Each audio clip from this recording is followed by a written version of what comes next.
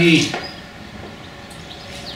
keďže sme tesne pred odpustom v Levoči, presnejšie budúci týždeň, piatok, sobota, nedeľa, a keď celý týždeň je taký odpustový, aj tento môj príhovor je taký trošku pod emóciami, že naozaj tu na našom východnom regióne si veľmi uctievame Levockú Pannu Máriu, vôbec Pannu Máriu ako takú, a po stáročia ľudia tam putovali, či už boli také doby príchylné kresťanstvu či nie, a vždycky vo veľkých počtoch.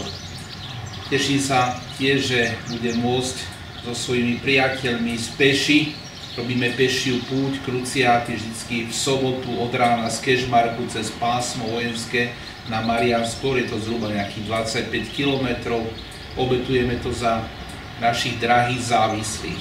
Čiže srdečne pozývam do Levoče, aby skutočne aj v týchto neľahkých časoch, či už ohľadom ťažkej možnože životnej situácie jedného z vás, napätia medzinárodné, čiže hrozné, už v podstate máme dva veľmi vážne vojenské konflikty, a naozaj kto iný nás nemôže upokojiť, ukludniť nás pri srdci ako mama, a to je naša nebeská mama.